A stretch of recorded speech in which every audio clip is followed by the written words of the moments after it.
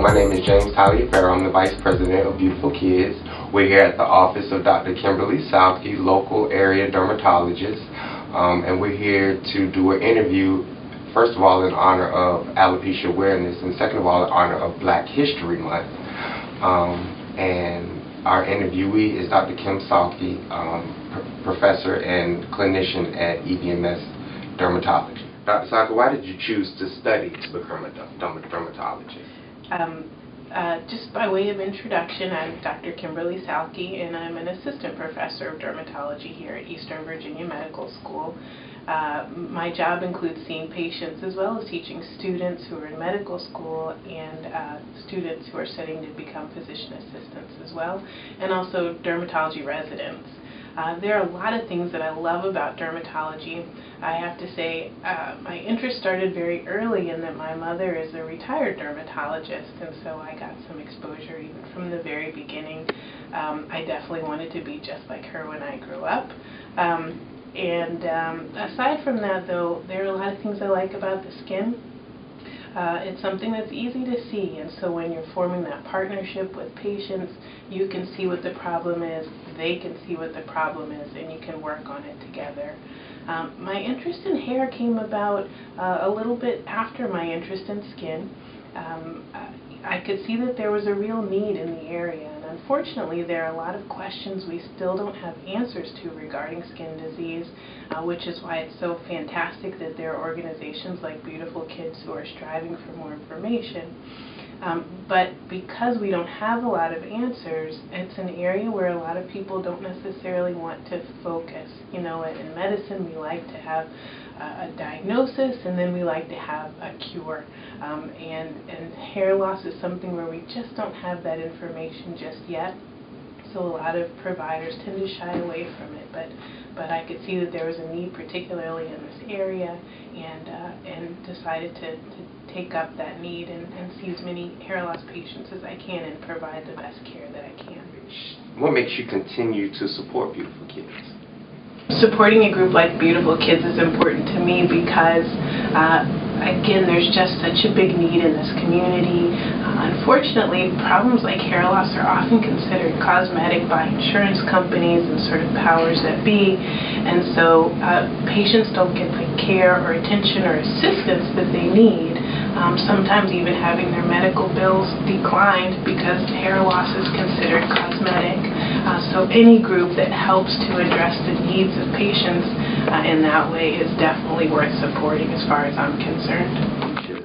Why are alopecia studies important to you?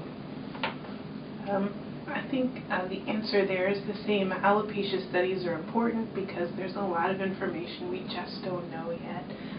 And so the more research we do, the more information we can get, and the better we can treat patients. Okay. Now, you said earlier that your mother was a retired dermatologist.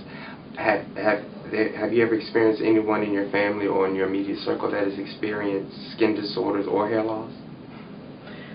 Not that I can think of offhand, to be honest with you.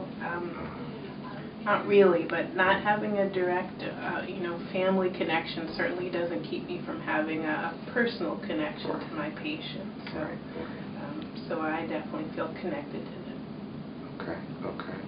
And where do you see the care of patients as well as research and education of students now at 2015 in the future with regard to hair loss research and skin disorders? Where do you see that going in the next 5, 10, 20 years? You know, there's a lot of exciting research that's happening right now, and there are a lot of different types of hair loss, and so some forms definitely get more of a focus than other forms. Alopecia areata is a condition that a lot of the folks who are supported by Beautiful Kids suffer from. Unfortunately, that is a big area of research, and so in the future, I think, more effective treatments are going to become available, safer treatments are going to become available, but right now, having the financial support as well as the interest there are the kinds of things to really keep that research moving forward. Okay. Kind of building on that, how how do you feel, or are you very, what are your feelings with regard to progress that is made in skin disorder and hair loss research, such as light therapy and also holistic medicine? With regard to those two things, do you see those issues or disciplines as helping the field of dermatology now and in the future with regard to finding cures for skin disorders and hair loss? That's a complex question, but in terms of light treatment, that's absolutely something that's an old treatment for alopecia areata in particular. Been around a long time. It's not perfect. If it was, then every patient would be treated with that, and that would be the end of the story. I have to give a disclaimer with regard to holistic treatments because my training is in traditional medicine, and so I don't have a lot of experience with that. I do have patients who come in and tell me they've used all sorts of remedies and some things that I'm less familiar with, but I don't argue with anything that brings improvement and doesn't cause any harm. So I certainly am open to those things, but I can't exactly speak to their utility or effectiveness.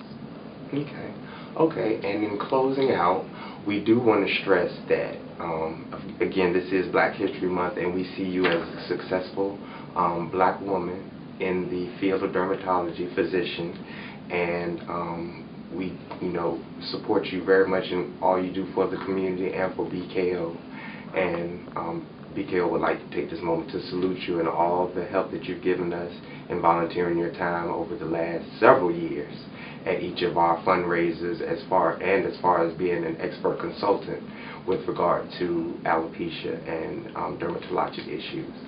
Well, thank you. It's my honor to give back year after year, and it's been such a joy to watch the show grow larger and larger and more successful each year. So I thank you for giving me the opportunity to contribute.